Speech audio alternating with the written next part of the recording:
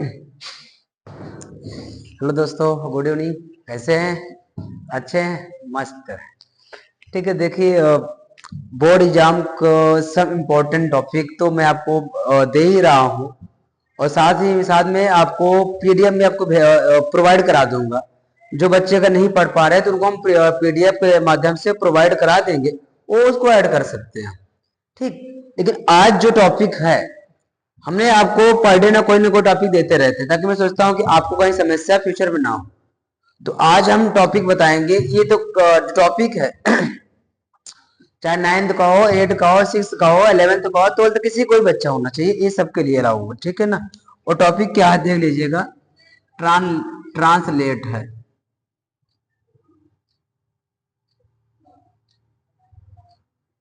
तो क्या है? ट्रांसलेट, जिसको हम हिंदी में अगर बोला जाए, इसे हम लोग बोलते हैं अनुवाद बोलते हैं।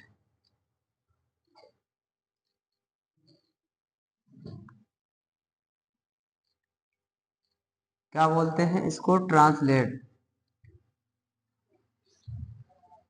इसको हिंदी में क्या बोला जाता है? अनुवाद बोला जाता है। कि देखो, हाई स्कूल में क्या होता है, ये 4 नंबर का होता है। अगर देखा जाए तो ये 10th में जो होगा 4 नंबर का होगा, और जो 12th में होगा ये 5 नंबर का होगा। ठीक, ऐसे तैयार कर लो। 10th में ये 4 नंबर का आता है, 12th में ये 12 नंबर का आता है। तो आज हम आपको ट्रांसलेशन बनाने का तरीका बताएंगे, ट्रिक, कि हम कैसे ट्रांसलेशन को हम चुटकियों में सॉल्व कर सकते हैं। कोई बच्चों में देखा था कि वो बच्चे बता रहे सर हम सब कुछ कर लेंगे, ट्रांसलेशन नहीं कर पाएंगे। तो आप चिंता ना करिए, अब तो हम आ गए हैं, कोई भी चीज आपको लिए कठिन नहीं होगा। और कोई बच्चों को डिमांड दिया है तक सर ट्रांसलेशन तो आता है लेकिन उसकी मीनिंग नहीं आती है। और आपको पता है, सबको पता है कि इस दुनिया में बहुत सी मीनिंग है जो सबको सबको नहीं आती है। ये हकीकत है। तो इसमें भयभीत नहीं होने की बात है। जो मीनिंग आपको नहीं याद है उसका क्या करना, पहले एकदम निचोड़ याद कर डालो। निचोड़ मतलब का, जैसे हिंदी में पर्यायवाची होता है, उसी तरह उसका निचोड़ याद। जैसे कहते हैं, आपने एक डायलॉग सुना था, बहुत फेमस था ना, कि चुटकी भर कीमत, चुटकी भर सिंदूर कीमत, तुम क्या जानो रमेश बाबू। वही ने कहा अब बताओ चुटकी क्या होगा? चुटकी मतलब थोड़ा, थोड़ा मतलब तनिक, तनिक मतलब कम, एक चूर रच के। इसी प्रकार क्या होता है, उसको तोड़ो आप। तोड़ने के बाद तब ऐड करो कि हाँ इसका ये वर्ड हो सकता है, तब आप ऑटोमेटिक इसको बना सकते हैं। ट्रांसलेशन में कोई दिक्कत नहीं होगी। तो अब कंसेप्ट देखिए, ये मैं आपको ट्रांसलेशन के लिए मैं आपको ट्रिक बता दे रहा हूँ। ट्रिक में कैसे याद करना है ये भी ध्यान दीजिए। देखो, ट्रिक में आपको दो चीज ध्यान रखना पड़ता है। एक क्या होता है आपका डूबर। डूबर मतलब होता है कार्य करने वाला, कार्य करने वाला, जिसे बोलते हैं हम लोग है सब्जेक्ट।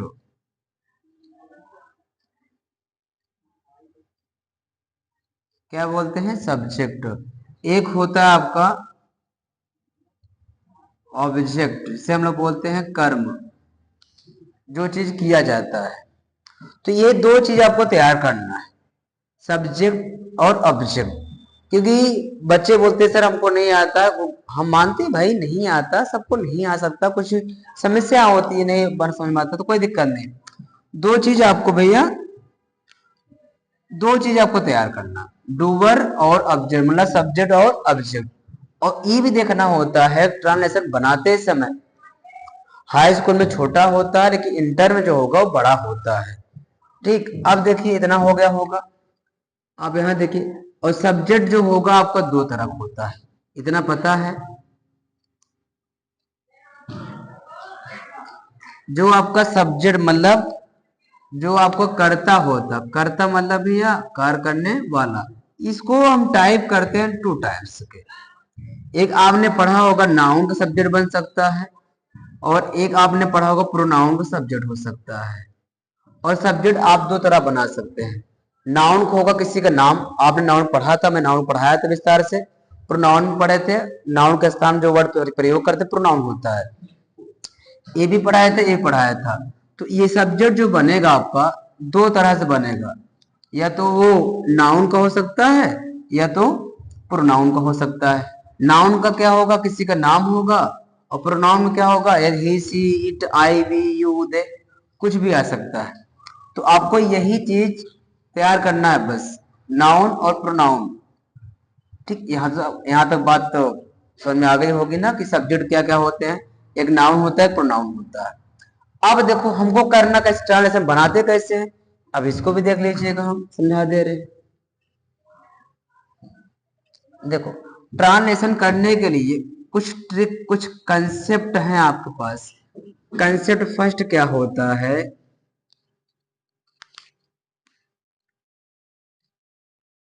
पहले सेंटेंस को, पहले सेंटेंस यहां पर क्या कर लीजिएगा, सेंटेंस का टेंस पता करना होता है। देखो पहला कॉन्सेप्ट क्या कहता है, पहले सेंटेंस का टेंस पता करना होता है। मतलब सिंपल सी बात यह है कि जो टेंस में होगा, जो सेंटेंस बना है, पहले ये पता कर लो कि कौन टेंस का बना है। पहले ये पता कर लो कौन टेंस का बना है, तो वो दिक्कत आपको नहीं होगी। ठीक, पहला पॉइंट। 12 की भी इंपॉर्टेंट है, 11 की इंपॉर्टेंट है। अगला पॉइंट क्या कहता है,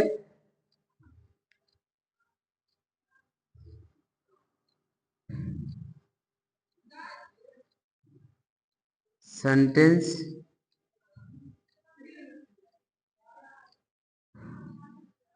किस टेंस में है,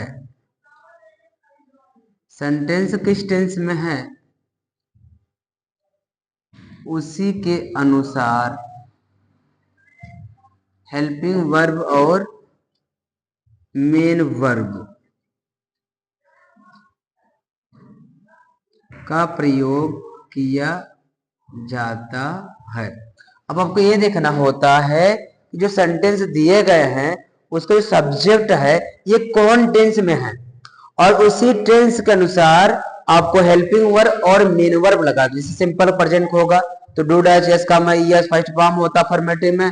अगर past indefinite tense first form और सेकंड फॉर्म होता है अफर्मेटिव में, negative did not first form हो जाता है। इसी प्रकार आपको ये देखना है कि सेंटेंस का पहले पता करो कौन टेंस में है, और कौन टेंस में है उसका उसी के अनुसार आपको हेल्पिंग वर्ब और मेन वर्ब का प्रयोग करते हैं। और सेंटेंस में, और सेंटेंस में सबसे पहले सब्जेक्ट को, देखो सेंटेंस में क्या करना भैया, सबसे पहले आपको सब्जेक्ट ढूंढना होगा। क्या ढूंढना होगा, सब्जेक्ट ढूंढकर लिखना होगा। कसमें, उस सेंटेंस में कौन सा चीज है, मतलब काम करने वाला ढूंढना है। काम करने वाला दो होगा, या तो नाउन होगा या तो प्रोनाउन होगा। बस इसको आपको ढूंढकर लिखना है, तब क्या करेंगे आप आराम से बना सकते हैं। यहाँ तक उम्मीद करता हूँ यहाँ तक समझ में आ गया होगा। अब आप तो टेंस पढ़े ही हैं, टेंस का वीडियो मैं अपलोड कर चुका हूँ। आप प्ले लिस्ट में जाएं और वहां टेंस का वीडियो देख लें, अब उसके अकॉर्डिंग आप बनाएं, पूरा टेंस आ जाएगा। ये उम्मीद करता हूँ आप वहां पर देखो। जब तक आपको टेंस और ये यूज नहीं पता रहेगा तब तक आप ट्रांसलेशन नहीं बना सकते। ये भी थोड़ा ध्यान देना पड़ेगा। ठीक, यहाँ तक समझ में आ गया होगा, कोई दिक्कत नहीं होगी। उम्मीद करूंगा सब समझ में आ जाएगा। अब एक चीज मैं आपको ट्रांसलेशन करके दिखा देता हूँ।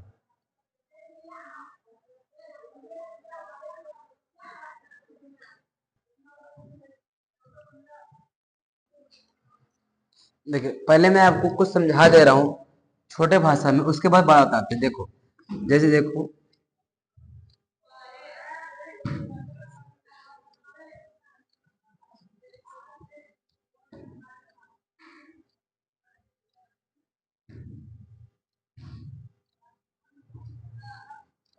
देखो मैं कार से इलाहाबाद जा रहा हूं, तो मैंने कितनी बार कहा, जब कभी आपको ट्रांसलेशन बनाने में दिक्कत आ रही है तो आपको कुछ नहीं करना, काम करने वाला देखो स्टार्ट यहां से करना है, अब पूरे सेंटेंस को ऐसे वापस चले आया करो, ऐसे ऐसे।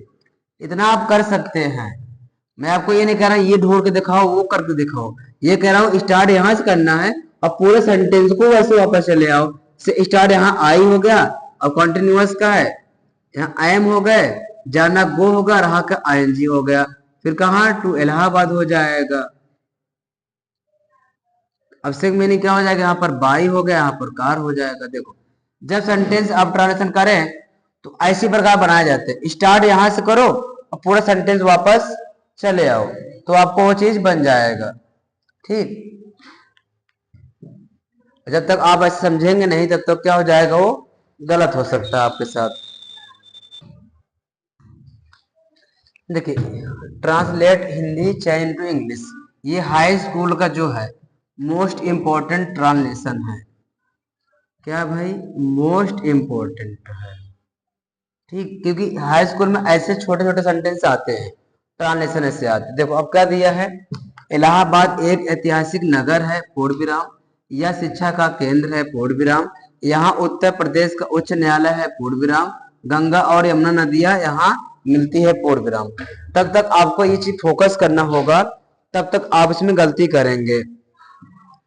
जब तक ये पता नहीं कर पाएंगे कौन टेंस का कौन सा नहीं। देखो इलाहाबाद एक ऐतिहासिक नगर पूर्ण विराम, तो यहाँ तो बना लो इलाहाबाद है एक ऐतिहासिक नगर पूर्ण विराम, फिर ऐसे ये फिर ये। जब तक आप वापस नहीं, मैंने जैसे नियम बताया था भाई, अगर आप वैसे बनाते हैं ना तो वह दावा करता हूं कभी गलत नहीं होगा आपका। जब तक आप इस प्रकार से नहीं बनाएंगे तो गलत हो जाएगा।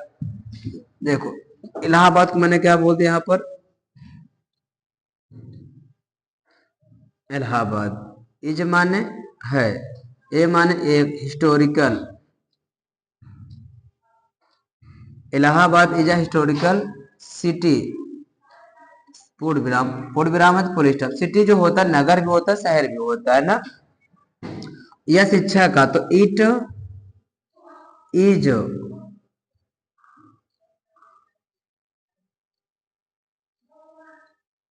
इट इज द सेंटर को मिटा दे इसको सही से, तो यहाँ दिख नहीं रहा होगा। सेंटर ऑफ किसका है, एजुकेशन का। देखो Allahabad is a historical city full stop पूर्ण विराम फुल स्टॉप, यह शिक्षा का एक केंद्र है, it is the centre of education, यहाँ उत्तर प्रदेश का उच्च न्यायालय है। मतलब क्या हो जाएगा, देयर इज हाई कोर्ट। आप जानते हैं ना भैया, हाई कोर्ट क्या बोलते हैं, उच्च न्यायालय। तो दे फिर स्टॉप लगा यहाँ पर, there is a high court कहाँ है, हाई कोर्ट किसका, उत्तर प्रदेश का, ऑफ उत्तर प्रदेश, और हेयर माने यहाँ है। ये फुल स्टॉप हो गया। अब देखो गंगा और यमुना, तो यहां हो जाएगा द गंगा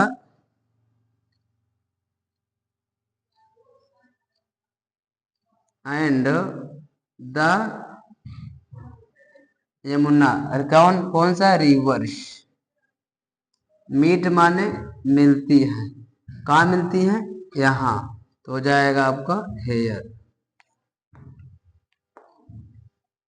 देखो इस तरह जब आप बनाएंगे ना, तो ये हाई स्कूल का इंपॉर्टेंट ट्रांसलेशन है, इंपॉर्टेंट है, मोस्ट इंपॉर्टेंट है। इसको आप तैयार करिए, आप इसी प्रकार आपको एग्जाम में आएगा, छोटा रहता है कठिन नहीं रहता भैया।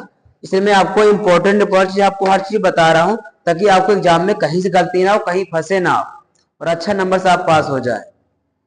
तो अभी ये ट्रांसलेशन हो जाएगा, बाकी कुछ कुछ ट्रांसलेशन और है, उसको मैं अपलोड कर दूंगा ताकि आपको समस्या ना, आप पढ़ सकते हो कहीं ना कहीं से उसको। ठीक, बाकी हम आपको, मैं कितनी बार कह चुका हूँ कि वीडियो को पूरा अंत तक देखा करें, स्किप करने से समझ में नहीं आता कोई चीज। तो वीडियो को पूरा अंत तक देखें, और जिन भाई बहनों को, तुम्हारे दोस्तों को आवश्यकता पड़ रही है बोर्ड पेपर के लिए, उनके पास सेंड कर दो। जो ट्रांसलेशन बना नहीं पाते उनके पास भेज दो, ताकि वो पढ़ लें और इनका परसेंटेज अच्छा बन जाए और उनको भी क्या हो, आने लगे। ये चीज थोड़ा तैयार करना होगा आप लोग को, ताकि आपको समस्या कहीं पर ना हो। तो best of luck for your board examinations.